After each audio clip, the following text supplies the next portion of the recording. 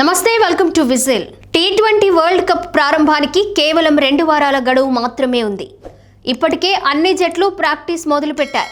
ఈ నేపథ్యంలోనే కీలక పరిణామాలు చోటు చేసుకున్నాయి. దీంతో ఈ మెగా టోర్నీ ప్రారంభానికి ముందు దీనికి వేదికైన భారత ఉపఖండం అనూహ్యంగా వేడెక్కుతోంది.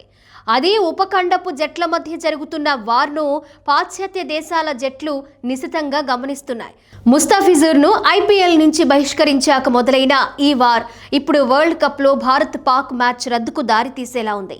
ముస్తాఫిజుర్ను ఐపీఎల్ నుంచి తప్పించాక బంగ్లాదేశ్ భారత్లో మ్యాచ్లను భద్రతా కారణాలను సాకుగా చూపుతూ బహిష్కరించింది.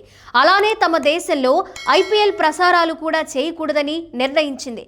దీంతో ఐసీసీ కూడా చేసేదేం లేక బంగ్లాదేశ్ స్థానంలో స్కాట్లాండ్కు వరల్డ్ కప్ ఆడే అవకాశం ఇచ్చింది. ఆ తర్వాత పాకిస్తాన్ కూడా బంగ్లాదేశ్కు మద్దతుగా వరల్డ్ కప్ బహిష్కరణ హెచ్చరికలు మొదలుపెట్టింది. తాజాగా పాక్ ప్రధాని షెహబాజ్తో సమావేశమైన పీసీబీ చీఫ్ నఖ్వీ మొత్తం వరల్డ్ కప్ టోర్నీని బహిష్కరించాలా లేక భారత్తో మ్యాచ్ బహిష్కరించాలా అన్నది తేల్చుకోలేకపోతున్నారు. అయితే వరల్డ్ కప్లో ఆడే పాకిస్తాన్ జట్టును మాత్రం ఇప్పటికే ప్రకటించారు.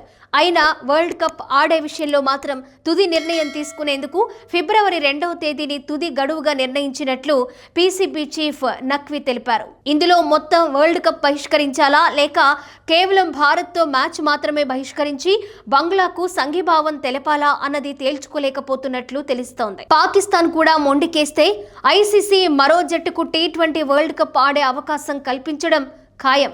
అలాగే భారత్తో మ్యాచ్ను పాకిస్తాన్ బహిష్కరిస్తే ఆ మేరకు భారత్ మ్యాచ్ ఆడకుండానే గెలిచినట్లు పాయింట్లు ఇస్తారు. తద్వారా భారత్కు మేలే జరుగుతోంది. ఇక మరోవైపు ఈ టోర్నీలో ఆడితే మాత్రం బంగ్లాదేశ్కు సంఘీభావంగా చేతికి నల్ల రిబ్బన్లు కట్టుకుని నిరసన తెలపాలని పాకిస్తాన్ బోర్డు భావిస్తోంది. వీటిపై క్లారిటీ రావాలంటే మరికొన్ని రోజులు ఆగాల్సిందే.